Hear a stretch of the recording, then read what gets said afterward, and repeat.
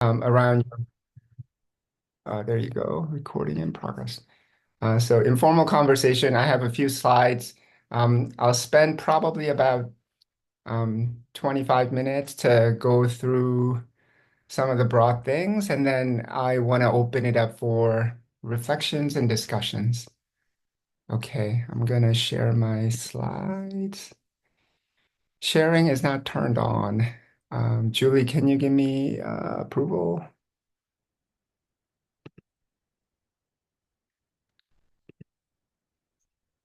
Okay, thank you. Where is my, okay, here it is. I'm gonna put it to,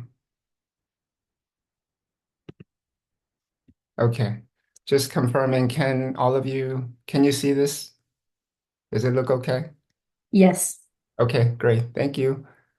All right, so as a full disclosure, this is a talk that I've given to past fellows. And I believe it's like my third time doing this, but I made a couple of tweaks to tailor it to different GloCal fellows. Um, so let's get started. So first off, I think I met a lot of you during the July orientation in Bethesda. So it's great to see you all here, and I hope everyone is doing well in your current locations. Again, my name is Jay Lee. I'm the UCLA PI here for the GloCal Fellowship, and I am in the Department of Psychiatry and Biobehavior Sciences in the School of Medicine. I do have a joint appointment in the School of Public Health here at UCLA in the Department of Epidemiology. Okay, let me advance. So I know even during the NIH launch orientation, we talked a lot about the importance of having great mentors. And I wanted to, take this opportunity to recognize two, colleagues and mentors that are no longer with me, with us, but I want to just elevate their contribution to my career and how I approach my work. So Mark Etzel was the executive director of our research center here at UCLA. So we have a AIDS research center called CHIPS, Center for HIV Identification, Prevention, and Treatment Services. And he was the executive director. He was such an influential figure in terms of shaping the HIV policy in Los Angeles and beyond. And he was a true friend, really supportive, especially during the early part of my career. Um, the other colleague I wanted to recognize is Dr. Billy Cunningham. He was a mentor of mine in the early 2000s, and he really taught me how to engage with our community partners in an authentic, meaningful way. And he invited me to work on HIV vaccine acceptability study, and he really shaped the way I approach my work. And unfortunately, he's no longer with us. But I just wanted to recognize him and his contribution. So I think the way I'm tying this is as you embark on your career, you're going to come across many colleagues and mentors along the way, and I would really encourage you to be proactive and intentional about choosing the right mentors that can support you. Excuse me. All right, so it's like three broad areas. So building your research career, building your mentors, and all of us are part of the GloCal Fellowship is to conduct research. So the third pillar is thinking about building your research projects and research partners. Um, as a full disclosure, the story I'm going to tell you is my journey as an epidemiologist. So I'm not a physician scientist. I don't have an MD, but getting trained in epidemiology, thinking about like patterns and distribution of disease, and it became really clear to me that when you think about any illnesses, when you look at the patterns and distribution of disease, it was very obvious that there's pervasive disparities in our communities when you think about, disease burden, access, the types of care that's available. So that's how I got started in my career. Started with the HIV prevention and treatment field. Um,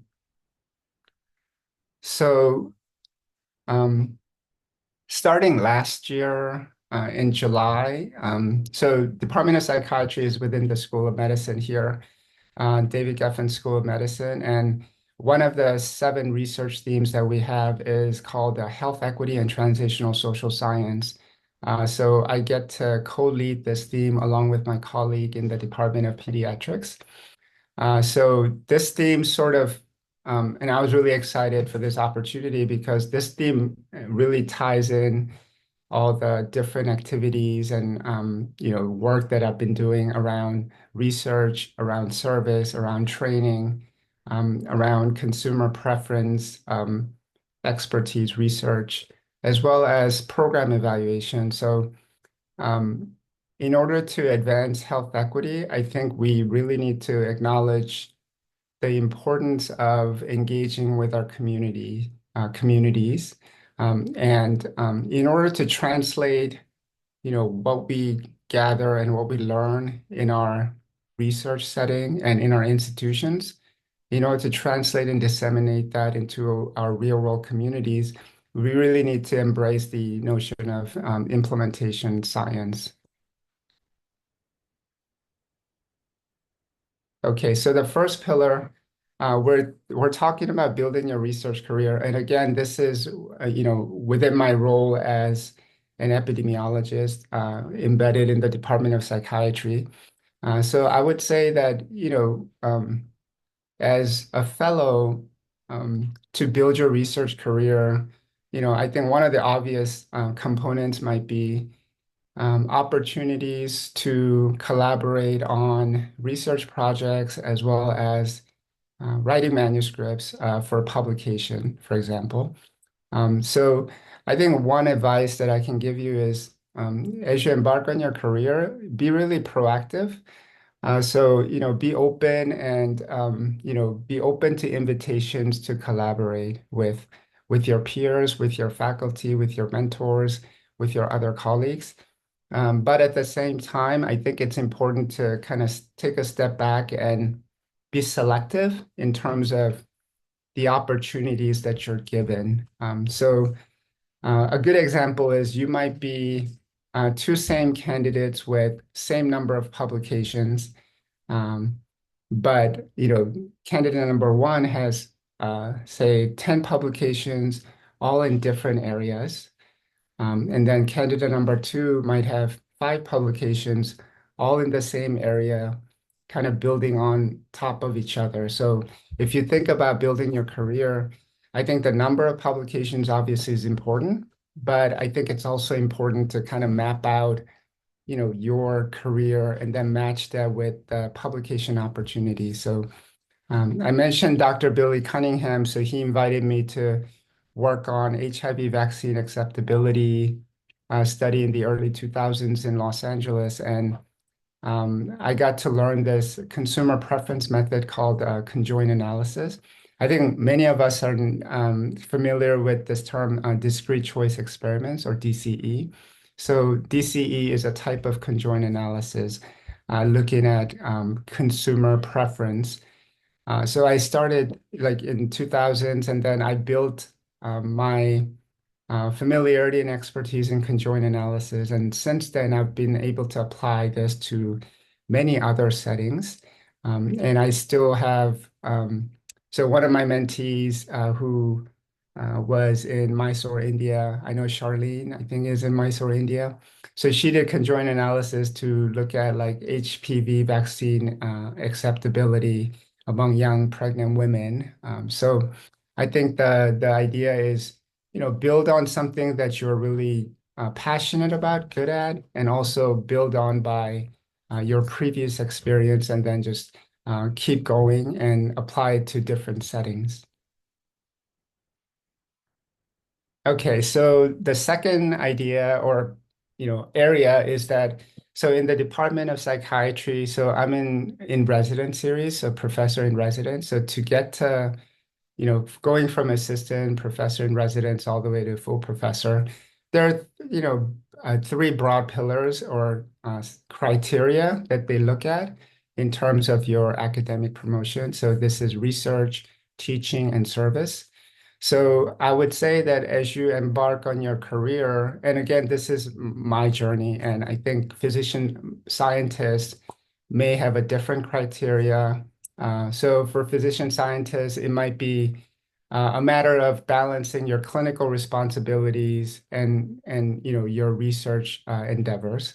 But for in residence, I think especially early on in the process, I really focus more on the research because teaching and service is important, but in terms of the criteria, they put forth more emphasis on the research component. So as you embark on your career, it's also important to kind of prioritize, what area is more important over another. So at this current stage, I really value service a lot. So I sit on many task forces and committees and chair positions. I'm also full disclosure, I'm also on the medical school student interview committee, so I'm in the process of interviewing all these medical students. Um, but early on in my career, that was an option that I respectfully declined because I needed to focus more on my research portfolio.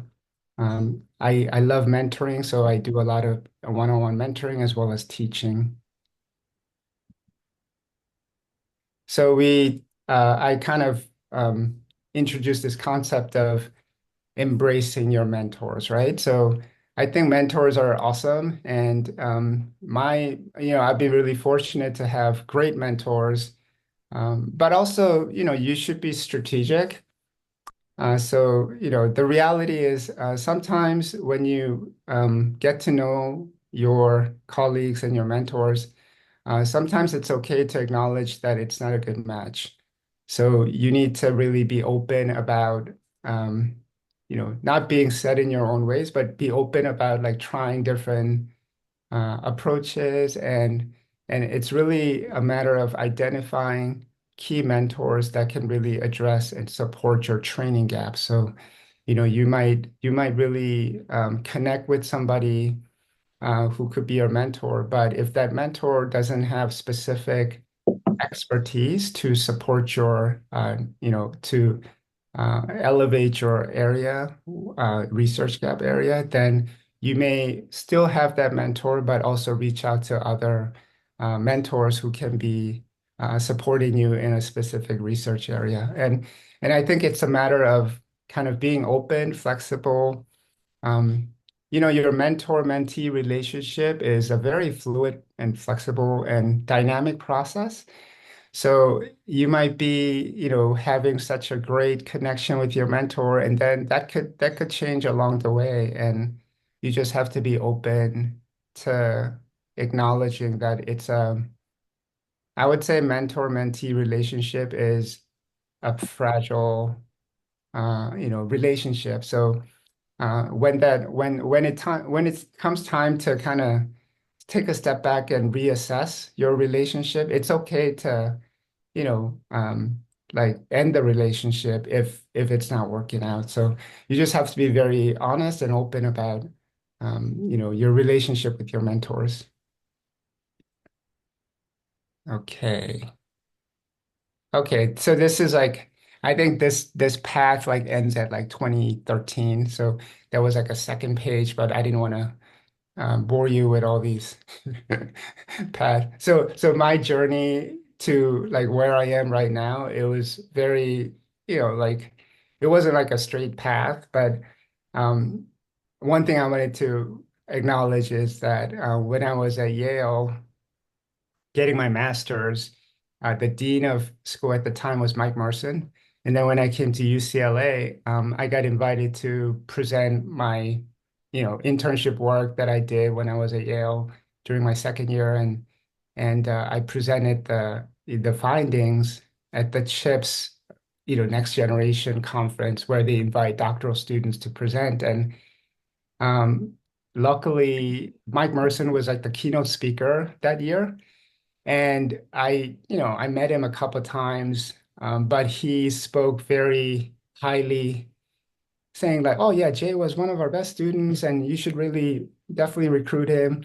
So at that time, Mike was friends with my advisor and my former psychiatry center director, and that's how I got into. And then my advisor was, "Oh yeah, he's my student, he's great." And then the psychiatry center director had a project that she was working on with my advisor. And that's how I got into from epidemiology to the Department of Psychiatry, and then really learned about, behavior interventions for HIV prevention. And so that's how my career started. And so in terms of mentors, I wanted to kind of recognize all the different mentors that I had along the way. And right now I'm in a position where I can serve as mentors. And I think it's because I was fortunate enough to have, many great mentors along the way. Some of you might be interested in like career development award. I think for GloCal fellows and the US fellows, it's like the mechanism is either K01 or other Ks. There's many different K mechanism. And then I think for fellows from low and middle income countries, I think it's like K43.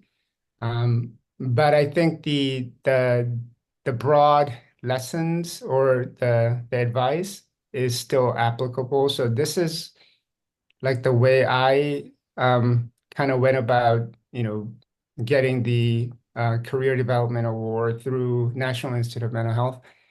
So it's, preparing the K, it's a fine balance in terms of demonstrating your competence. So you first have to demonstrate that, you are a very qualified and competent, scholar who would benefit from additional support in terms of your pathway to independence. So, you have to first, it's like a really strategic, like storytelling. The So, roaming sign is so you do that. Peter, do you have a question? Okay. Um, So yeah, storytelling. So first you have to demonstrate your competence, but you also have to be very strategic about what are some of the research gaps that you have, training gaps that you have in order to become an independent scholar. And then once you identify those gaps, you have to really be clear about setting up your mentoring team. So, identify mentors that can really support you to get trained in the areas that you're lacking. And then based on that, you have to propose specific research activities that would be aligned with your training gaps as well as your mentors that can support you. So, my area was I'm an epidemiologist. I said I need experience doing qualitative data analysis. So I had a mentor who can support me in the qualitative data analysis. And then one of the research phases was a formative phase where we had to do like focus groups and in-depth interviews. And then the second training gap as an epidemiologist, I don't really know how to do intervention design. So I had a mentor who's an expert in behavior interventions. And then, the second part of my research was after formative work, we had to design the intervention. And then after you implement the intervention, it's a, longitudinal trial. So you need to learn how to do longitudinal data analysis. So I had a mentor who is an expert in like mixed methods as well as longitudinal data analysis. So it's kind of is like a strategy where you have to tie your training gaps, your mentors, and your research activities all together.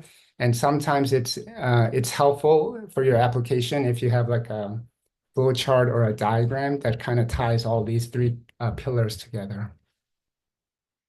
Okay, I think I'm almost okay. 20 minutes, good.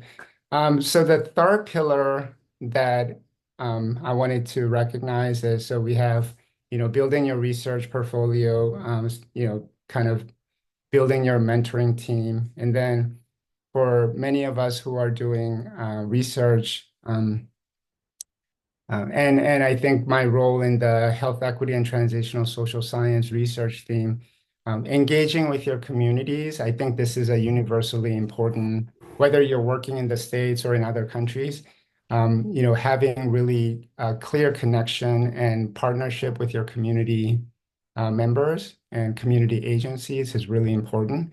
So this is not exhaustive. These are some of the key ingredients that I recognize and learned through my process of doing community partnered work. So I think these are just some of the broad areas.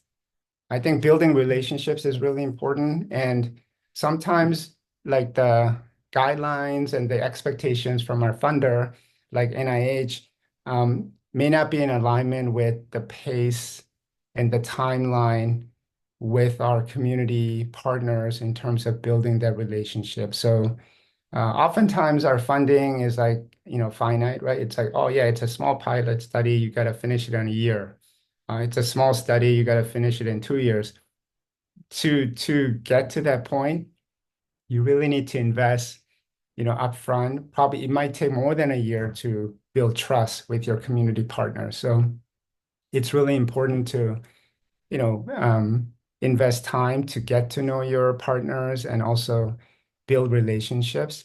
The second area is like kind of really important where you might have an idea, research idea, or you might have like a pressing health condition you want to address in your community. But it's also very important to involve your research colleagues, I mean, community partners, as research colleagues early on in the process. So you might have a good idea, but your community partners might have a better idea that's like more appropriate for the local setting.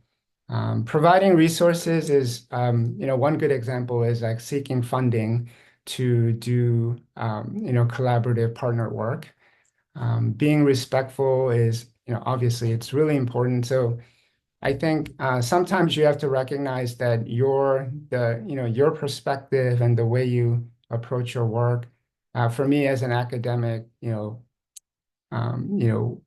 Korean American faculty with privilege, the way I look at things might be not consistent with the way, community leaders serving, for example, Black LGBTQ plus communities. So you really need to kind of honor the way they do things and kind of take a step back and be open to learning about and respect the way they do things. So a lot of times, like community, agencies, research is not their priority, right? So their priority is to provide service to their clients. So thinking about how we, do research together is not really an automatic, like clear, um, like assumption that we can make. So we need to be really respectful. Foster two-way communication. So throughout your partnership, it's always important to, have an open conversation. So if what we try to do initially is not working, we need to be honest and open about, okay, so how can we work together to make it better? Acknowledging community contribution. So it's always important to acknowledge their leadership, their contribution, and we can do this in various ways where, a good example is like kind of, co-authorship for papers or, co-authorship as conference presenters, give them opportunities to, present the findings in national and international conferences. So these are some of the key reflections that I have about working with our community partners. So 26 minutes. Okay, so good. So we have a lot of time for just a broad discussion. So I think you know, the the take-home message is like in terms of you're building your research career, again, you have to be very proactive. reach out to and create and invite yourself, like just insert yourself in many different opportunities, but also be very selective. And then I think in terms of building your career, you demonstrate your competence and productivity in key areas, but you also, you're also like open and honest about what are some of the training gaps that I have. And then to address those, you have to identify your, appropriate mentor and mentors. And then the last slide that I showed about community partnership, I think it's really important to really think about, consider like listening and listening first and speaking later. Um, and I would say paid forward. So we have, I think we're lucky to have this really um, supportive network of GloCal fellows from the past, and I'm sure that this program is going to continue going forward. So I think it's important to, embrace those relationships and really pay it forward. And I know that one of the current colleagues introduced me to another colleague, Elizabeth Misangi, and she is applying for the GloCal Fellowship for this year. So I think it's a good example of supporting each other and being a champion for advancing the work together.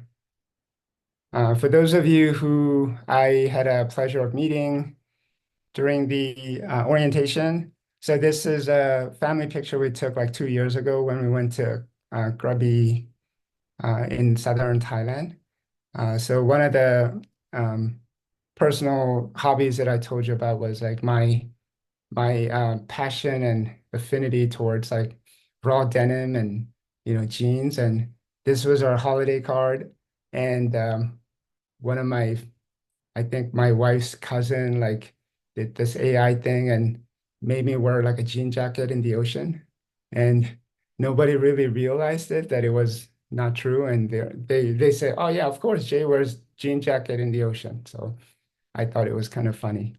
Anyway, I'm gonna stop there and um, let's see. I'm gonna stop share so I can see the screen. Okay. All right. So it's 7:30, so we have time for questions and reflections. So the floor is yours.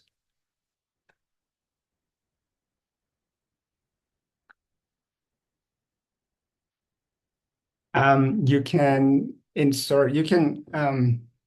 type in your questions in the chat, or you can unmute yourself and just ask, and we'll just have like an informal conversation.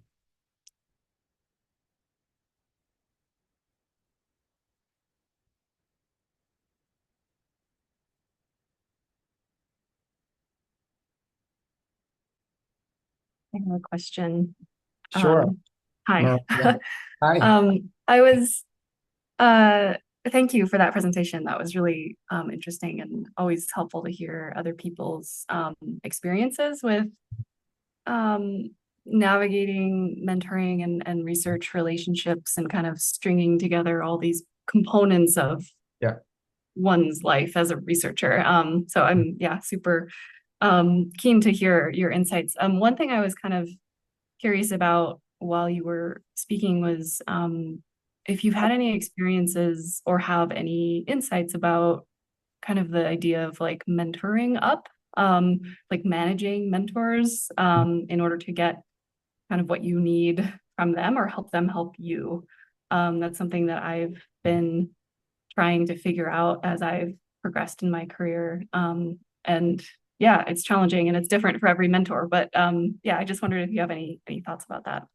Yeah, I think that's a really um, important and also challenging area to navigate, right? So because I think the relationship between you and your mentor, inherently there's this, power dynamics, right? So oftentimes your mentor is someone who's senior to you, and um, I think the idea of kind of mentoring up is a delicate balance.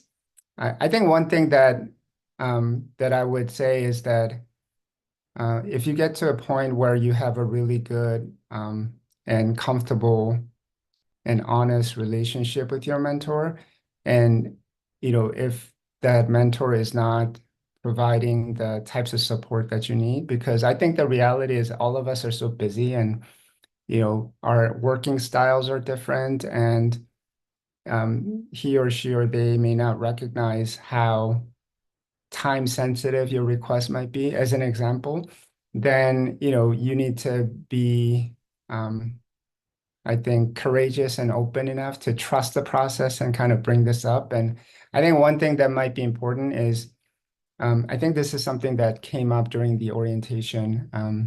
I wasn't a fan of this, but I've been kind of using it more, where as you have new relationship with a mentor, one thing you can do is like jointly sign like a mentoring compact so that you have a clear expectation um, for each other in terms of your roles and responsibilities as a mentee and the roles and responsibilities and expectations for a mentor. So yeah, I mean, I think it's a really important and great question. And sometimes, like I said before, you need to rely on multiple mentors to really get what you need. And most mentors are pretty comfortable with themselves that they're not going to get offended if you reach out to others to get advice and help. I hope this is okay. Like, I don't know.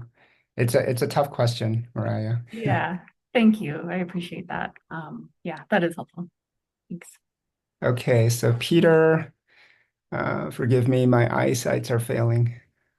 So sharing your work background. After your epi degree, were you interested in behavioral science or just took it up as opportunity? Um, yeah, so I think um, so it kind of happened sort of like by chance that I got an opportunity to work in the Department of Psychiatry and Biobehavioral Sciences.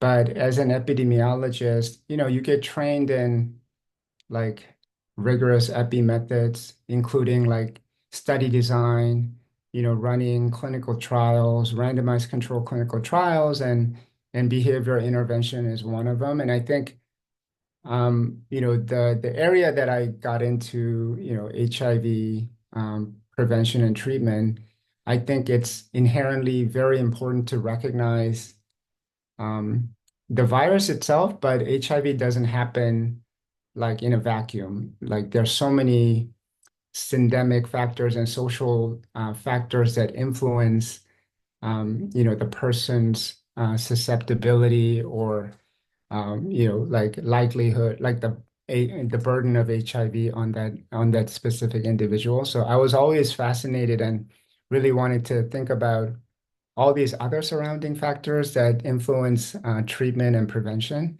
So you think about like stigma, disclosure, access to care, poverty, distance to a pharmacy, relationship with your provider. So all those things kind of led me to be really interested in designing behavior interventions. And then I think it kind of evolved over time because when I got trained, I think many of us know this term called evidence-based interventions, right? So these are, randomized controlled trials, behavior interventions that have been done, and then they replicated it in different settings and they made it even bigger. And then now there's a evidence. So it's an evidence-based intervention. And then the Centers for Disease Control and Prevention kind of puts it on their website saying, these are the list of evidence-based interventions that works. So as I grew my career, I recognized that we have to challenge that notion. So evidence-based, and based on whom and based on which community. And oftentimes, like the participants that are included in these trials may not be, the participants or community members that are really suffering from whatever condition that you're exploring, right? So sometimes the evidence-based interventions may not work in your community because they were never included or represented in the trial. Um, so I think this is a very long-winded question, a long-winded answer to your question, but I'll stop there and um, let's see. Another question. Okay, can somebody read this? Because I I can read can't. it. I can read it, Jay. Yeah, I've got my glasses on. Sorry. This is from Araceli. First, I would like to thank your presentation, Dr. Jay Lee. I have a question. How do you think I could address some gaps in my formation so that I can face the research challenges in global health studies? As background, I am a chemical engineer and microbiologist focusing on bioremediation and water quality assessment. Mm. I have gaps in social approaches. Thank you in advance.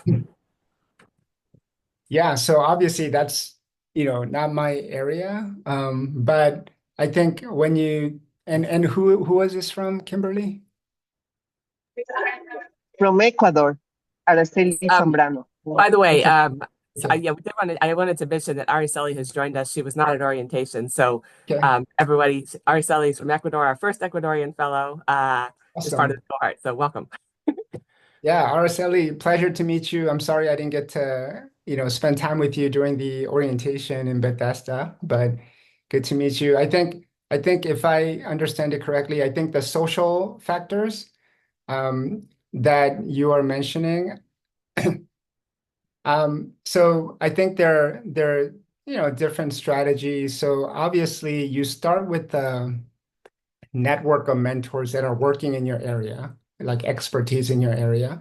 But I think oftentimes, regardless of the discipline that you're in, I think most mentors recognize that, it's a multidisciplinary approach that we have to take in order to, solve the, condition that you're exploring, right? So I would say that within your network of mentors, uh, there might be somebody who would be a right mentor to help you with that aspect.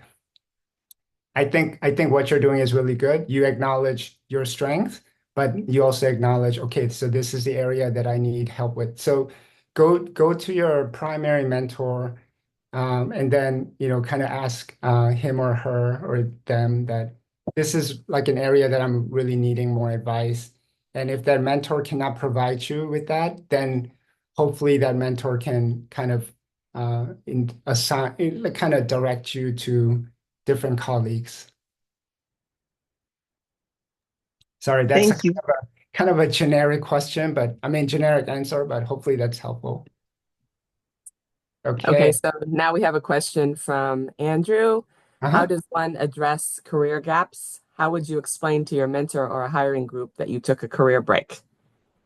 Mm, that's a really good question. I think the first and foremost, it's I would say just be really honest and recognize that our journey, our career path is unique and different.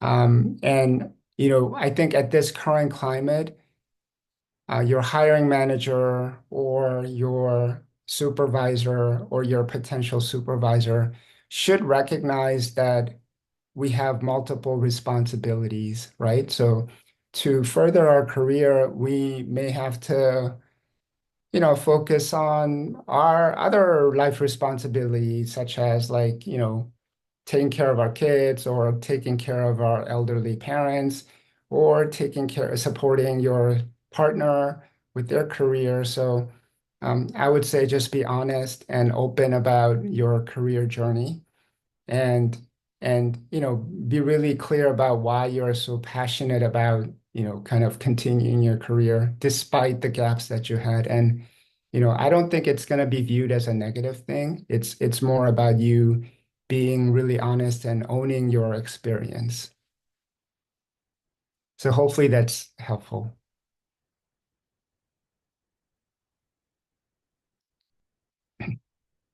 And I hope that everyone is doing okay in the location that you're in. So hopefully you have good support and mentors and colleagues and peers that are supporting you. So we're doing good on time. So any other questions or reflections?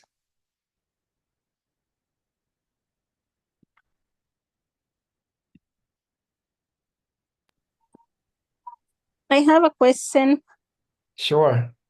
Go ahead. Um, Thank you for a very nice presentation. I was just wondering if you could share some insight on how, as early careers, there might be multiple things that interest you. So, how do you narrow to sort of being selective and choose to focus on one area? Because, as an early career, there are like all these opportunities that come in, and even if you try to be selective, sometimes multiple things interest you at one time and you don't really know what area to focus. Thanks. Yeah, I think that's a reality. And I would say I had the same challenge kind of early on in my career.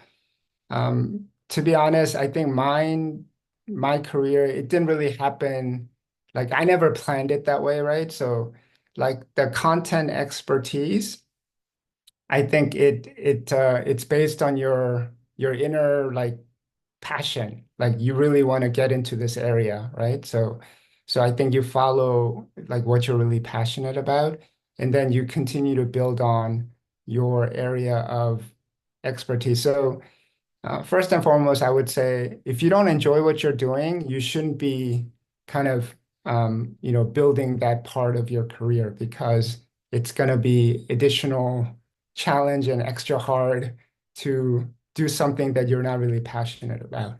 So, but at the same time, I think it's a matter of like finding like a relatively healthy balance. So of course you want to be demonstrated as a well-rounded investigator. So you have a content expertise, but you can also have other, areas and opportunities that you get in. So oftentimes I think the opportunities that you have that may not be 100% in alignment with your content area, but I would hope that there's at least some level of overlap. So it's not completely like out of the like your content area. So for example, and then I think as you build your career, you have the luxury and opportunity to get into areas that are totally different out of your expertise. So I think it's a matter of like kind of establishing that fine balance. But first and foremost, I think early on in your career, you want to have a specific area of expertise so that you kind of stand out from the rest. So now we have a Thank you. question from Sure. Richard. From your experience, how do you ensure that your mentors remain interested or motivated? Uh, yeah, I mean that's a good question. And so for my K, I think I was very intentional about like and very strategic about like reaching out to specific mentors. So for example, like the qualitative component, over time you become very comfortable like with doing listening sessions, in-depth interviews, focus groups, other formative research, and you no longer need that mentor because you kind of mastered that area. So to be honest, I think the mentor that helped me for my qualitative research training, I don't really have continued collaboration or connection with that person. So I think it's important to kind of recognize there are many different types of mentors. So there are mentors that will stay with you for lifetime. And then there are mentors who will support you in certain phases of your career. And that person, I would say, has served their role, but it's okay for that person to be no longer in your, in your sphere. Um, while that mentor is mentoring you, to ensure that that mentor stays interested and engaged. Each mentor is different, but I think it's like you can do certain things to make sure that that person is engaged. So one idea is just to give, like, you might have one-on-one meetings, but in between one-on-one meetings, you can also like update that person on the progress that you're making by like a weekly email check-in, to let them know that you are making progress. So instead of waiting for your next one-on-one meeting. So just trying different strategies to make sure that and then that person, if that person's really busy, may not even read the email, but at the same time, you know that you have updated that person, and that mentor will recognize that you're, doing extra to make sure that that person is connected and engaged.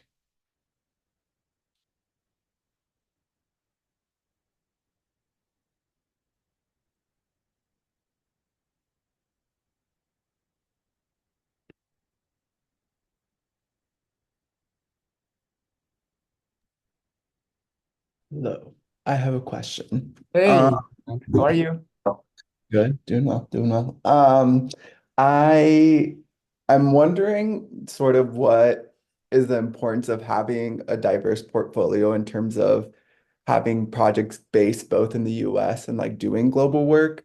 Because I mean, I'm still a PhD student, but for example, like the first 3 years of my program, I didn't really focus on like building a ton of partnerships in LA because really what I wanted to center was doing global work. But just as I move forward in my career and like want to establish more of a global health agenda, but I'm Yeah. like, does it still become important to have projects based in the US, just as funding mechanisms shift and yeah. Yes. Yeah, Juan, that's a great question, and I would say yes. So, I think global work, uh, you know, so when you think about doing work in LA County, and beyond in the US, I think that the work that we do is global. I think there's so many common, like, challenges that we're facing globally. So I go back to like this notion of, like, having a content area that you are developing your expertise in. So, it could be about, supporting mental health for, say, LGBTQ plus community, young people. That translates a continents, right? So it can be done in international setting, global setting. It can be done in, you know, Los Angeles. It can be done in other settings. So I think it's a matter of, yeah, so it's important to be diverse in terms of your research portfolio in different settings. So it's okay to have, um, all your work in global like settings, but also similar type of work in the States. And sometimes it's good because you can actually compare, like, what are some of the common challenges and what are some of the unique lessons that's applicable only to a certain area. So it adds to the body of work. So it'll be a contribution to the research community. Thanks, Jay. So I would encourage you to pursue both. And I think as you become, and I have no doubt that all of you will become amazing, like, like investigators, independent scholars. And as you get to a point where you're kind of at peace with your accomplishment and where you are, I think you have opportunities to consider like stuff that you were really interested in that you never got to do because you were really, intent on like just getting promoted. Um, like I'm doing like right now, like I'm doing like some work in the Semmel building, looking at, so we had this outdoor deck that was for like psychiatric patients in the 60s. And it's like an outdoor, like at the Semmel building. It's like a huge, like open deck outdoor space with like a basketball court. So we're trying to revitalize that into a garden and birding area to recruit like senior volunteers from UCLA Health and like students from like Geffen Academy to have paired team to watch the birding activity to support like intergenerational well-being. So totally out of my like HIV space, but it's like something that I'm really interested in. So I'm working with that, that initiative to kind of work together. So yeah, so I think you'll get there where, you have a body of work that you are proud of, and then you can have, I think, opportunity to like, try something totally different. And I would say, embrace the opportunity in the global setting as well as in the local setting.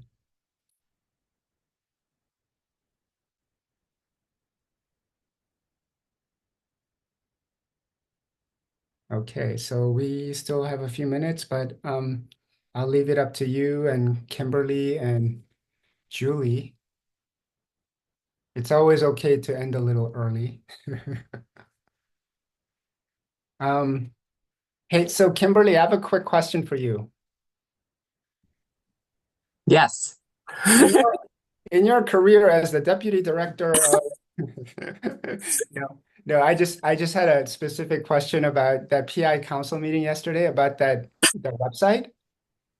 That Yeah, CUGAcapacitybuilding.org. yes. Is that something that's open to everybody, or do you know? I don't actually know much about that. I mean, I hadn't looked at it other than hearing about it in the meeting. Okay. Um, but yeah, I guess that might be something that'd be good to let all the fellows know about. Yeah, so I think we can kind of investigate. So, at our meeting yesterday, there was a colleague that kind of showed the website called cughcapacitybuilding.org where you can like create a profile and kind of like it's a central place where you can identify like mentors from all over to kind of support your interest. And so I thought it was a really interesting and powerful, potentially powerful website. But I'm sure Kimberly will let all of you know if it's available to all the GloCal fellows. Yes, will do. Good idea. Sounds good. Well, it's been awesome getting to spend early morning with all of you. And we'll reconvene in October. So I'll be here to introduce the next speaker and go from there. Great. Okay. All right. Thank you, everyone. Yeah, thanks everyone. Thank you. Thank you, Jay. Bye. Bye. Thank you. Bye. Thank you.